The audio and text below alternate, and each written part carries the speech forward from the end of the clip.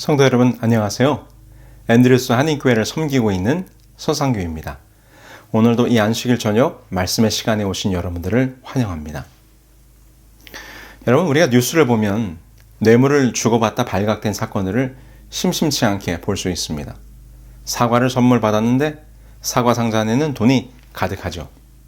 명절 떡값으로 줬다고 하는데 무슨 떡을 10,000,000원어치나 먹는지 모르겠습니다. 동서고금을 막론하고 뇌물은 언제 어디서나 존재했는데요. 그렇다면 조선의 임금들도 뇌물을 받았을까요?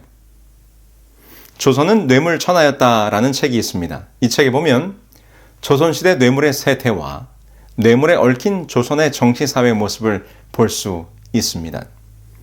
이 책에 보면 분경이라는 단어가 있습니다.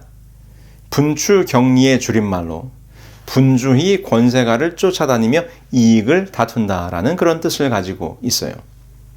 한마디로 말해서 출세를 위해 권세 있는 집에 쉴 새 없이 들락거린다는 말이죠. 그래서 조선시대에 이 분경을 막기 위한 노력들이 있었습니다. 현대의 김영란법과 같은 것으로 뇌물과 인사청탁을 왕의 교지를 통해 하지 못하도록 한 것입니다. 특히 세종대왕은 뇌물을 준 자와 받은 자 모두를 처벌하고자 하였습니다. 그러자 신하들이 극렬하게 반대를 했는데요. 그 중에 영의정이었던 유정현이라는 사람은 이렇게 말했습니다. 나 같은 늙은이가 음식 좀 받는 게 뭐가 나쁘냐. 사실 조선 초기에는 화폐가 아직 활발하게 유통되지 않았기 때문에 대부분의 뇌물이 음식이었다고 합니다. 이건 약과다라는 표현 아시죠? 초창기에는 약과도 귀한 음식이라 뇌물로 인기가 많았는데 나중에는 뇌물의 종류가 다양해지자 이 약과의 인기가 떨어졌죠. 그래서 나중에는 후진 선물이 들어오면 이건 약과다라는 표현을 하게 되었다고 합니다. 그런데 이렇게 분경이라는 말이 생길 만큼 세도가의 집을 들락거리면서 뇌물을 바치는 이유가 무엇이었을까요? 네, 그렇습니다.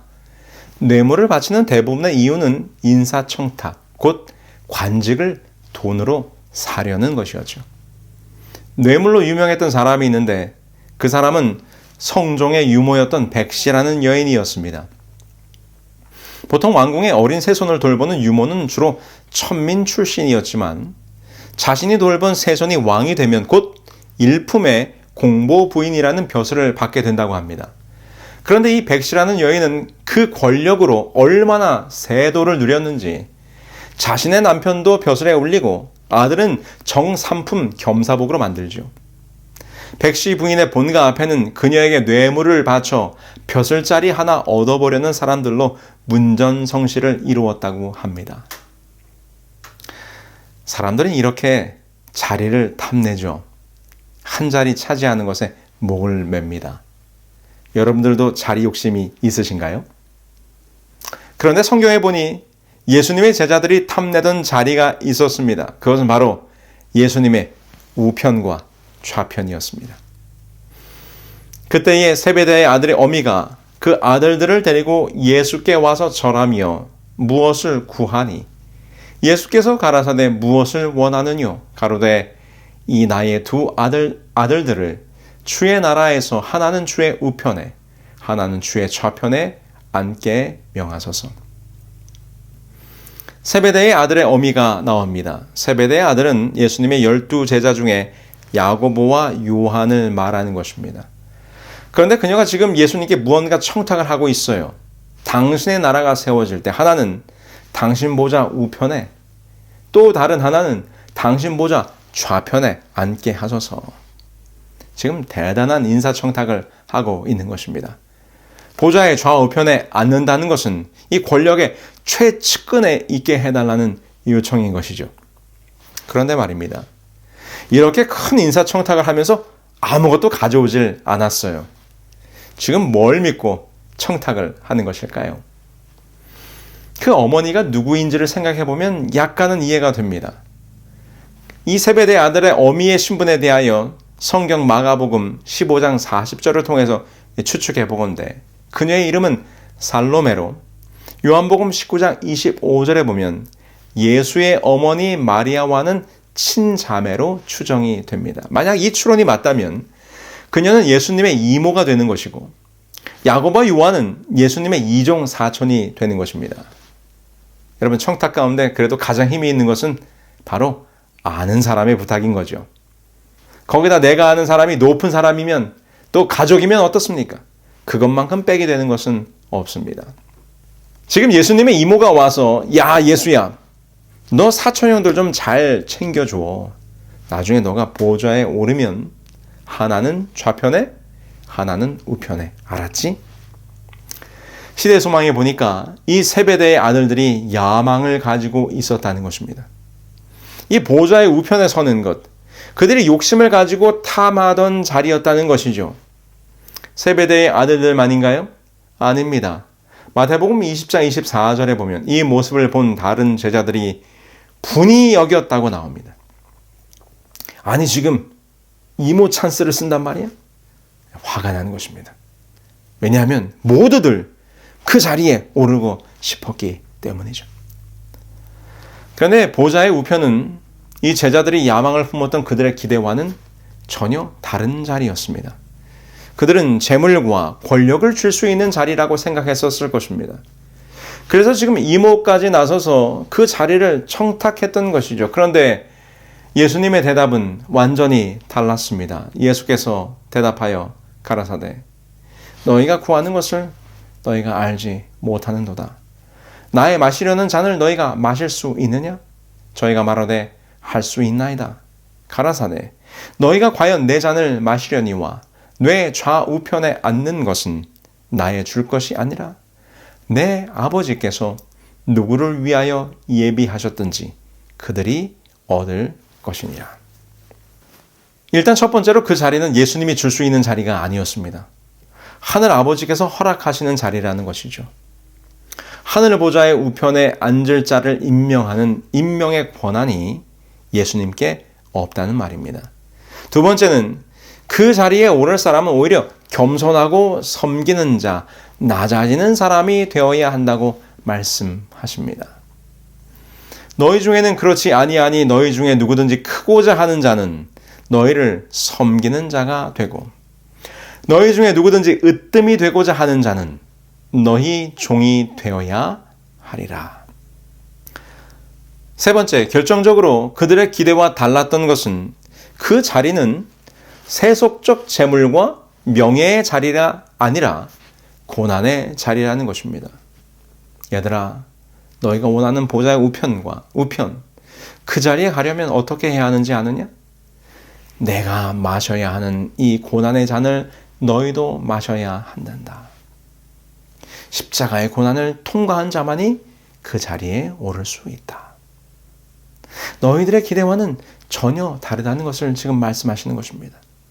아직 제자들은 그 자리에 나아갈 수 있는 준비가 되어 있지 않았습니다. 그럼 이제 오늘의 본문으로 한번 가보실까요? 사도행전 7장은 공회 앞에 불려나간 스데반 집사님의 위대한 설교와 간증, 그리고 그의 순교에 대하여 기록하고 있습니다. 유대의 지도자들 앞에서 너희가 거절하고 죽인 예수께서 왜 메시아인지를 역사적으로 증명하자. 이에 반중할 수 없었던 그들이 분노하여 스데반 집사님을 돌로 치게 됩니다. 그때 죽음 직전에 있던 스데반에게 하늘이 열리고 하늘 보좌의 장면을 하나님께서 보여주십니다. 스데반이 성령이 충만하여 하늘을 우러러 주목하여 하나님의 영광과 및 예수께서 하나님 우편에 서신 것을 보고 말하되 보라, 하늘이 열리고 인자가 하나님 우편에 서신 것을 보노라 한대. 그런데 그 열려진 하늘 보좌의 장면 속에 누구를 봅니까? 하나님의 우편에 계신 예수님을 보게 되는 것이죠. 예수님은 하늘 보좌의 우편에 서실 만한 분이었습니까? 본인의 말씀대로 그 고난의 잔을 마시셨습니까? 네, 그렇습니다. 히브리서는 이렇게 증언합니다. 믿음의 주여 또 온전케 하시는 이인 예수를 바라보자. 저는 그 앞에 있는 즐거움을 위하여 십자가를 참으사 부끄러움을 개의치 아니하시더니 하나님 보좌 우편에 앉으셨느니라. 그래서 주님께서는 부활하신 이후에 하늘로 오르사 하나님의 우편에 앉으셨습니다.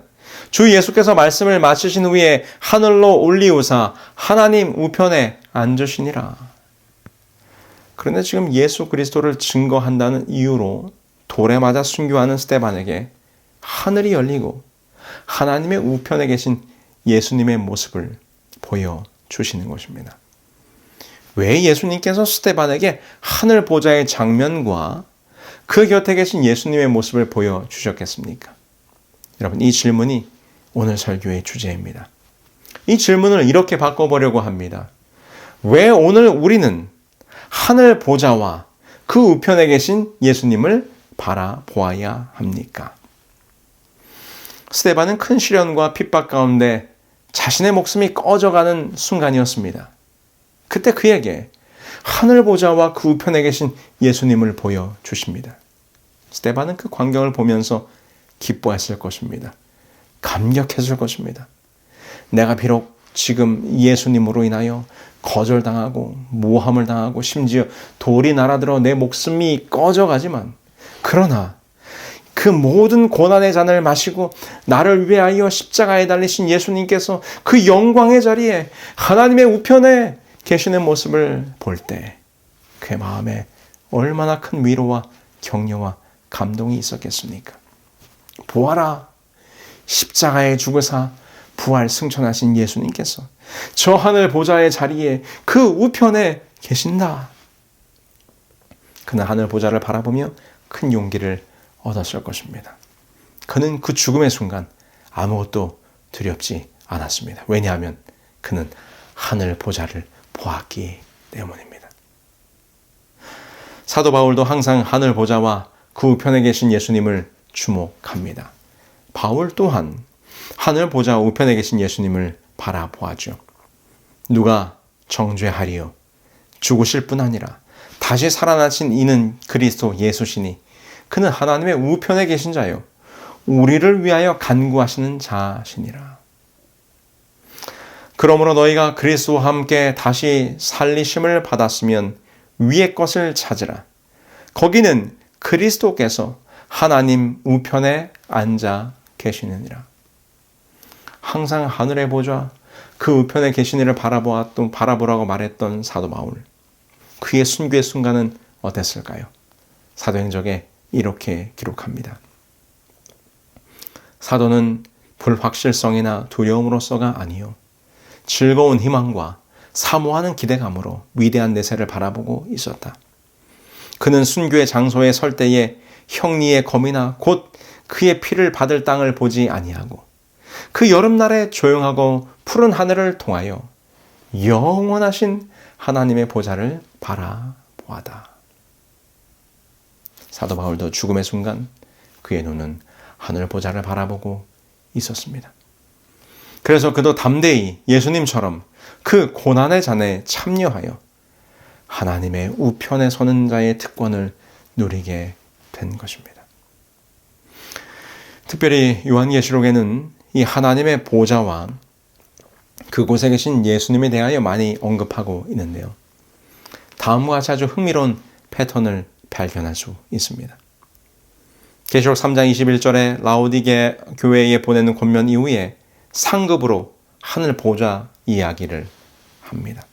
계시록 4장 2절로 10절에 그 보좌를 보여주고 계시록 6장 16절로 17절 일곱 인이 뜯겨지면 내려지는 마지막 심판날을 언급한 이후에 계시록 7장 9절로 10절에 보좌에 앉으신 어린 양을 보여줍니다.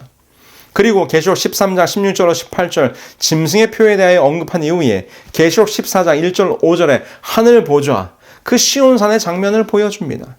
계시록 16장 18장 일곱 대저 음녀 바벨론의 멸망의 사건이 있은 다음 계시록 19장 4절로 8절에 다시 요한은 우리들에게 하늘 보좌를 보여줍니다. 그리고 요한계시록 20장 7절로 10절 천년기 이후 불의 심판의 장면이 나온 다음에 요한계시록 21장 22장 곧 새하늘과 새 땅 하나님의 보좌로부터 생명강이 흘러나오는 장면을 보여줍니다. 여러분, 어떤 패턴을 우리가 볼 수 있습니까? 그렇습니다.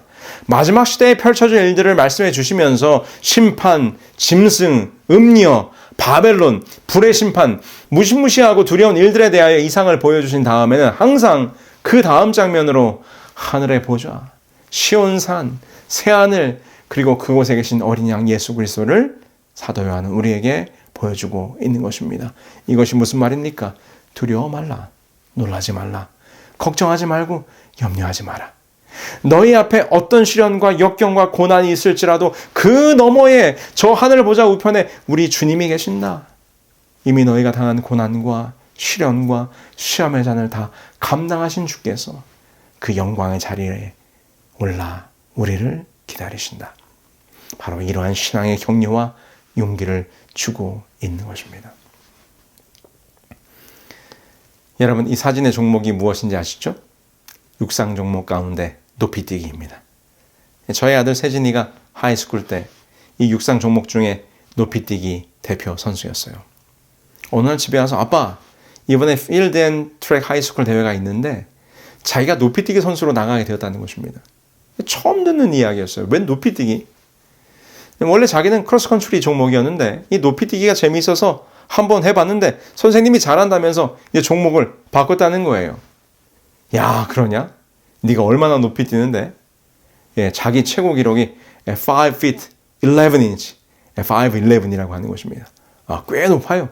지금도 저희 세진이가 졸업한 글렌브룩 노스 하이스쿨에 가면은 이 기록이 탑10 기록 안에 들어있어요. 자, 근데 언제가 대회냐고 하니까 언제라고 이야기를 해요. 그런데 하는 말이 아빠, 절대 보러 오지 마. 왜냐하면 제 아들에게는 이 아빠 징크스가 있어서 아빠가 보러 가기만 하면 잘 안 돼요. 그래서 제가 테니스 시합 때도 한 번도 가보지를 못했어요. 그런데 이 높이뛰기는 너무너무 궁금한 것입니다. 이 높이뛰기를 하는 것이 말이에요. 얼마나 궁금한지. 그래서 아빠 절대 오지 마 하는 아들의 신신당부를 무시하고 시합 당일날 학교에 갔습니다. 400m 트랙에 있는 큰 학교 실내 체육관에 각 학교에서 온 아이들이 바글바글 합니다. 트랙에서는 달리기 시합을 하는 학생들, 멀리뛰기 하는 아이들, 저마다 학교 유니폼을 입고 열심히 뛰고 달리는 학생들이 그 체육관 안에 가득했습니다. 저는 이제 몰래 아들을 찾는 것입니다. 아들이 어디 있나. 그런데 보니까 저기에 이 하이점프가 보이는 것입니다. 조심스럽게 다가갑니다. 바로 옆에까지는 가지를 못하고 학생들이 달리기를 하고 있는 트랙 너머에서 살짝 숨어서 바라보는 거죠. 가보니까 한창 남학생들의 이 하이점프가 진행이 되고 있었어요. 저는 이제 아들의 차례가 오기를 숨죽이고 보고 있는 거죠. 그런데 잠시 후에 제 아들이 나타났어요. 높이가 5feet에서 시작합니다. 저만치에서 숨고르기를 하더니 성큼 뛰어와서는 여러분 배면뛰기라고 하죠? 팔을 딱 뻗고 몸을 틀어서 장대를 탁 넘는 것입니다. 아, 얼마나 멋지던지. 여러분 이제 높이가 올라갑니다. 5'1", 5'2", 5'3", 5'4. 그런데요, 제가 가만히 있으려고 해도 저도 모르게 온몸에 힘이 주어집니다. 세진이가 달려오는 스텝에 맞춰 저도 리듬을 타요. 그러다가 마지막 도약을 하는 순간에는 저도 모르게 다리에 힘이 빡 들어가는 것입니다. 그리고는 이제 자신의 최고 기록인 5'11까지 왔어요. 자, 제가 기대를 합니다. 1차 시기. 하나, 둘, 셋. 아, 엉덩이가 살짝 닿더니 이 가로막대가 탁 떨어지는 것입니다. 본인도 아쉬운지 표정이 좋지 않아요. 2차 시기. 하나, 둘, 셋. 저도 덩달아 다리에 힘이 들어가고 양손 주먹에 힘이 불끈 들어갑니다. 아, 그러나 실패. 이제 마지막 3차 시기. 이번에는 성공했으면 간절한 마음으로 바라보는 것이요. 멋있게 가볍게 훌쩍 뛰어넘었으면 간절한 마음으로 바라봅니다. 하나, 둘, 셋. 아쉽게 실패. 당일 최고 기록은 5'7". 본인의 최고 기록에도 못 미쳤어요. 얼마나 아쉬운지, 얼마나 안타까운지. 아들이 성공하기를 바라면서 내가 마치 높이뛰기를 하는 것처럼 제가 마음을 졸여서 썼던 기억이 있습니다. 그런데 그날 저녁에 아들이 들어오자마자 투덜댑니다. 저를 보자마자 아빠, 오늘 왔었지? 너 봤냐? 아빠가 보고 있으니까 잘 안 됐잖아. 사실 이 이야기가 아빠가 보고 있으니까 힘이 나더라 라고 해야 오늘 설교 예화로 딱 맞는 것인데 말입니다. 오늘 우리가 세상에서 힘들고 어려운 고비들을 만날 때 우리 주님께서 하늘 보좌에서 우리를 바라보고 계신다. 하늘 보좌에서 우리에게 힘을 주시고 용기를 주시는 예수님을 바라보자 이렇게 말입니다. 그런데 반대로 아빠가 보고 있어서 망했다는 것입니다. 아빠가 미안하다. 그래도 아들이 보고 싶어서 갔지. 제가 이 설교 원고를 작성하면서 옛날 이 추억을 떠올리면서 아들에게 높이뛰기에 대해서 카톡을 보냈어요. 그랬더니 아들이 아빠 때문에 5, 7밖에 못 뛰었지. 또 그렇게 카톡이 온 거예요. 옛날 일을 기억하고 있는 것입니다. 그래서 제가 이번에는 이렇게 카톡을 보냈죠. 아들, 그래도 아빠가 응원해 주어서 좋았지? 그렇게 카톡을 보내놓고는 조마조마 답을 기다립니다. 한참 뒤에 답이 왔어요. 크크크. 그땐 싫었는데 지금은 좋지. 행복합니다. 아빠가 아들을 바라보고 있다는 것, 아빠가 아들을 응원하고 있다는 것, 지금은 그것이 너무 좋다는 것입니다. 행복했어요. 여러분, 왜 스데반에게 하늘의 보좌를 보여주셨을까요? 왜 오늘 우리는 스데반처럼 하늘의 보좌를 바라보며 살아야 하겠습니까? 하늘 보좌를 바라보면 오늘 이 땅에서의 삶의 고난과 역경과 시험들을 두려워하지 않게 됩니다. 나의 삶을 무겁게 하는 나의 십자가가 너무 힘들다고 생각될 때 여러분들의 눈을 들어 하늘 보좌와 그 우편에 계신 예수님을 바라보시게 되기를 바랍니다. 이미 우리를 위해 그 모든 고난의 잔을 마시고 그 자리에 계신 주님께서 우리를 격려하고 계십니다. 우리를 위로하십니다.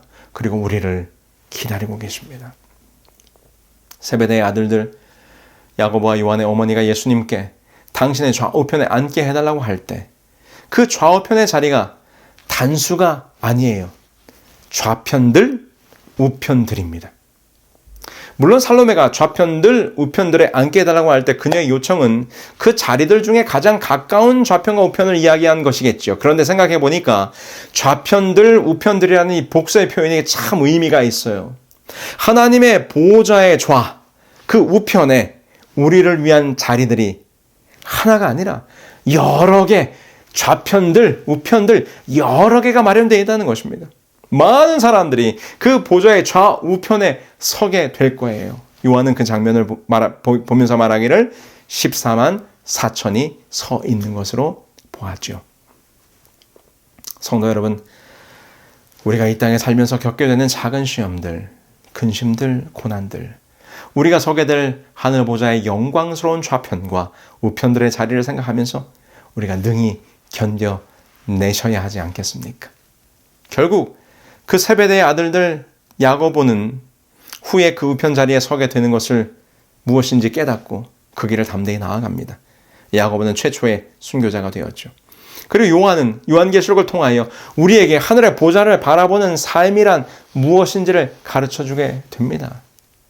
요한은 항상 하늘 보좌를 바라보았던 것이죠.